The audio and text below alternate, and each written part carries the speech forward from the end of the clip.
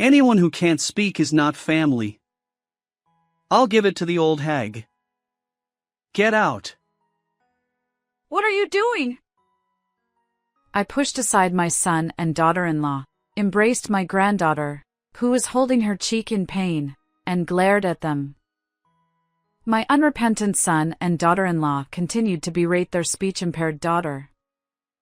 Unable to bear it any longer, I made the decision to raise my granddaughter myself and took her home. 10 years later, when we returned to the U.S. after living overseas, my son and daughter-in-law appeared. I wanted to see you. Aren't we family? Let's live together. A fool is not family, so please leave. My name is Lisa Brown, a 60-year-old homemaker. A few years ago, I lost my husband, and now I live alone in a spacious house. Although I considered living with my son Lucas and his wife Isabella, I decided against it. We don't seem to get along well, and there's a possibility I'd end up helping out at their pub. Besides, my body doesn't move like it used to in my younger days, and embarrassingly, I'm not good at customer service. Living and working together would likely create stress for both of us. So, I made the judgment that it's better not to live together. Even after my husband's passing, Lucas never broached the topic of living together. I appreciated that. I thought I'd enjoy my time alone, free from childcare and caring for my late husband. But when I actually started living alone, it felt lonelier than I expected. I, who was always busy with household chores and childcare, had no hobbies or friends. I spent my days watching reruns of TV dramas. Even when I tried to adopt new habits, they never stuck. For me, the presence of my two granddaughters makes a huge difference. Mia, the eldest, is 10 years old, and Charlotte, the younger one, is 6. Both girls are incredibly adorable. Mia was beautiful and skilled at seeking comfort from adults. On the other hand, Charlotte was a bit clumsy and reserved. She felt lonely compared to her beautiful and affectionate older sister. Although I love both of them, I particularly sided with Charlotte because I could see that she was disliked by her parents and sister. My son and daughter-in-law visit with my grandchildren about once every 2 months. Mia would run up to me innocently, calling, "Grandma!" Her clothes were always new, and her long hair was neatly tied. In contrast, Charlotte's clothes were hand-me-downs from Mia, worn and tattered. Her hair was left untamed and messy. Charlotte used to love chatting when she first learned to speak, but lately, she has become quiet and wears a somber expression, unlike Mia's cheerful smile. After greeting Mia with a warm welcome, I crouched down in front of Charlotte. "Charlotte, welcome! Thank you for coming. Yeah. Today, I've prepared your favorite candy. Let's enjoy them together." Yeah. Mia chimed in. Grandma, what about my candy? "Of course, I have some for you too. Come on, let's go." As I held hands with my granddaughters, my son and daughter-in-law stepped out of the car and greeted me. Mom, it's been a while. Here's a souvenir. Oh, thank you. Are both of you doing well? Take your time and relax. Thank you, Mom. I welcomed my son's family into the house, serving tea and snacks as a gracious host. My son and daughter-in-law chatted mostly with Mia, ignoring Charlotte. Whenever I addressed Charlotte, Mia would interrupt, or Lucas and Isabella would change the topic. I had been concerned about their attitude toward Charlotte, but I decided not to interfere too much. Little did I know that I would come to regret that choice. One day, I had made plans to visit my son and daughter-in-law's house. I brought along candy that my son, daughter-in-law, and grandchildren liked. As I reached their home, I extended my hand to ring the doorbell, but at that moment, I heard Lucas's angry voice from inside. Why don't you say something instead of staying silent? Startled, I placed my hand on the doorknob, and the door easily swung open. Without hesitation, I walked inside, realizing that the voices were coming from the second floor. Because you don't talk at school, I end up feeling embarrassed. As I climbed the stairs, the shouting continued, and eventually, I heard a sharp, dry sound. When I opened the door to the room where the noise came from, I found Lucas, Isabella, and Mia berating Charlotte, who was sitting on the floor. Charlotte, her face on the verge of tears, held her cheek, while Mia winced, shaking her hand. Hey, Charlotte, did Mia hit you? Even saying it hurts would be something, right? Someone who can't speak isn't family. I'll give it to the old hag. Get out! What are you all doing? Pushing past my son, daughter-in-law, and Mia, I embraced Charlotte, who was sitting on the floor, as if to protect her, and glared at them. The three of them momentarily looked surprised, but quickly regained their composure. Mom, what are you doing barging in like that? You should have rung the doorbell first. Exactly. Isn't that rude? Who's being rude here? Surrounding a young child and showering her with insults. Lucas, you're her father, aren't you? Aren't you ashamed to treat your child roughly? And Mia, why did you hit your sister? I raised my voice, scolding Mia for the first time. She flinched momentarily. But She lowered her head. Isabella pulled Mia close, hugging her protectively. Don't blame Mia. She glared at me. I met her gaze firmly. Supporting Mia, who had hit her sister, was not the right response for a mother. Watching this scene, Lucas pointed at me and shouted. What are you thinking, Mom?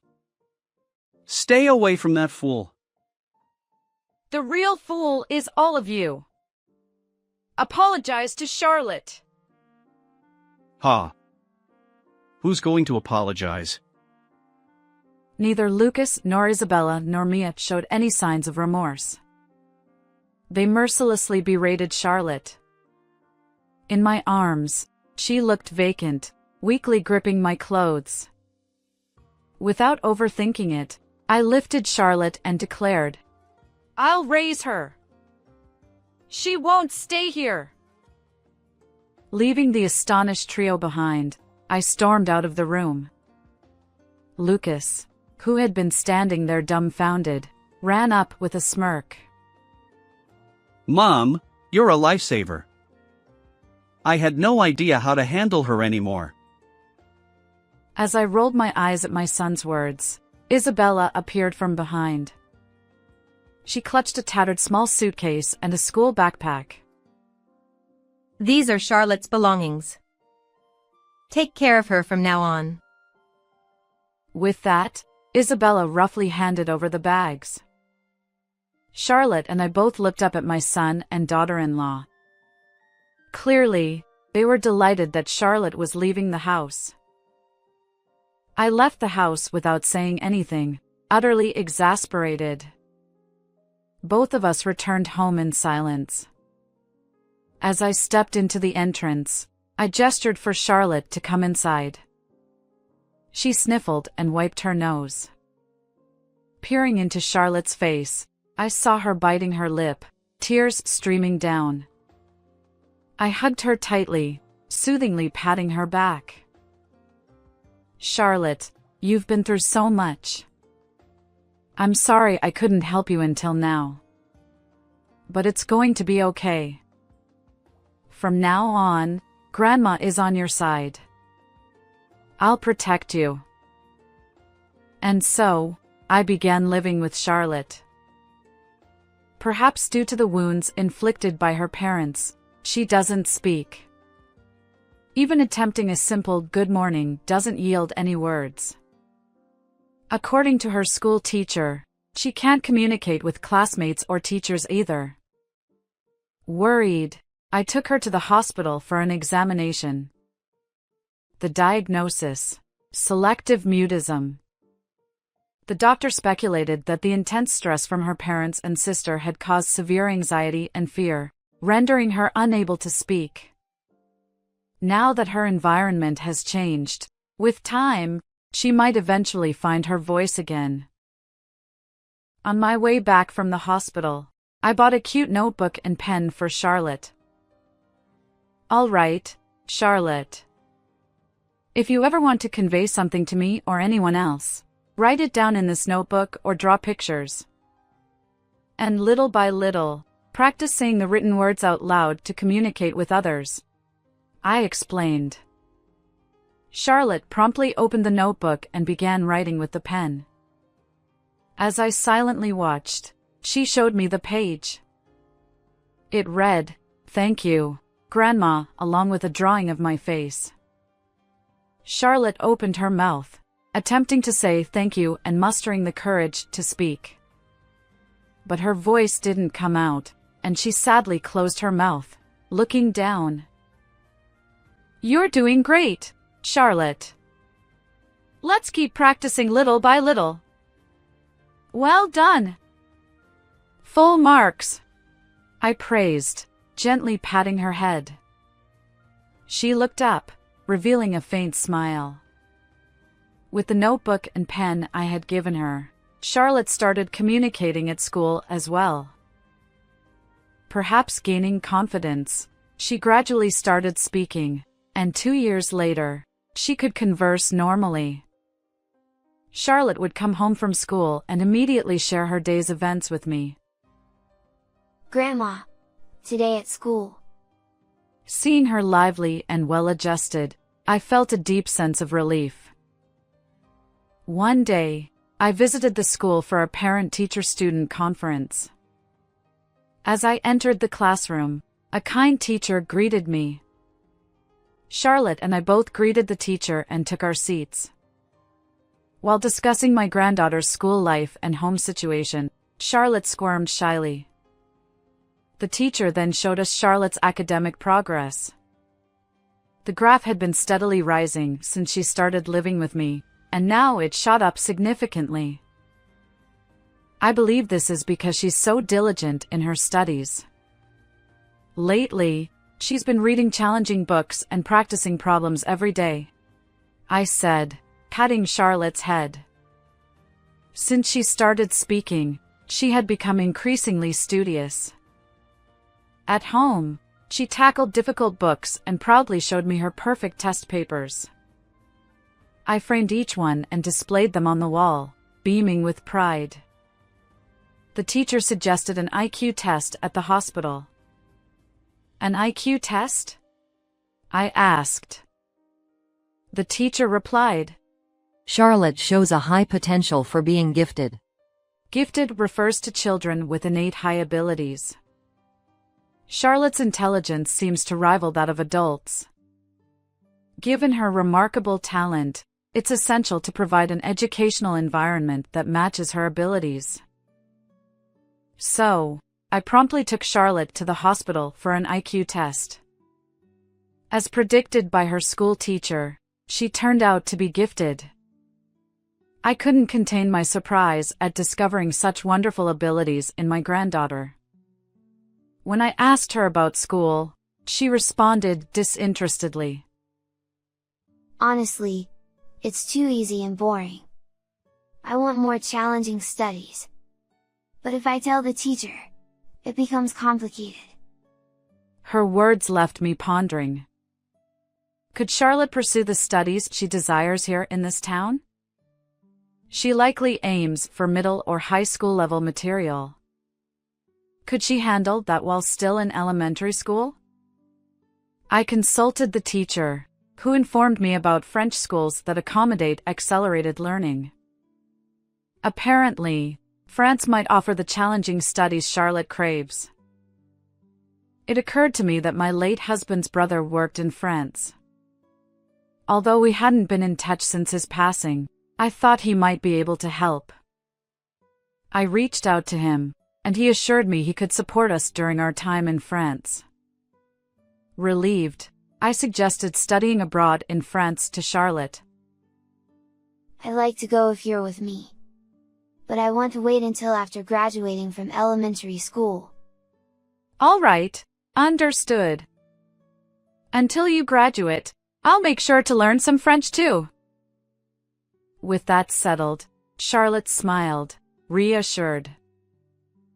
She created many memories during elementary school and successfully graduated. She exchanged contact information, allowing her to connect with friends even overseas. I kept the study abroad plans a secret from my son and daughter-in-law. After all, if they discovered their gifted daughter was studying abroad, they might try to reclaim her for their own purposes. Charlotte quickly adapted to life in France and skipped ahead in her studies. Seeing her happily talk about how much she enjoys learning, I knew coming to France had been the right decision. Her talent is truly remarkable. After studying abroad in France for a few years, she enrolled at the University of Oxford in the United Kingdom, where she studied business. And then, she went on to start her own company. Charlotte is determined to repay me. But honestly, I've already received more than enough.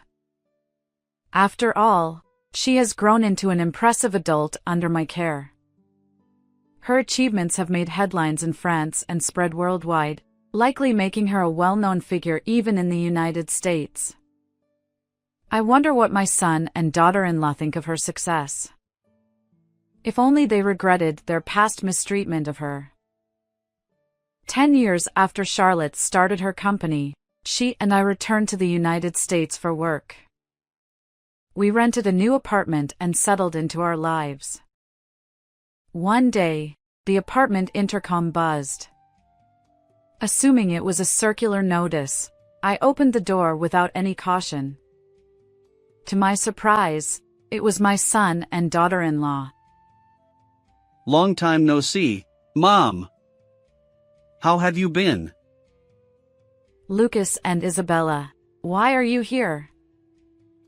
Despite changing my contact information and living far from our previous home, they found me. Ignoring my astonishment, Isabella spoke up. Hey, is Charlotte here? I've come to see you after a long time. What business do you have? Don't get near her. Don't be so cold, Mom. We're Charlotte's parents. Exactly, Mom. Charlotte is here, right? Please let us meet her.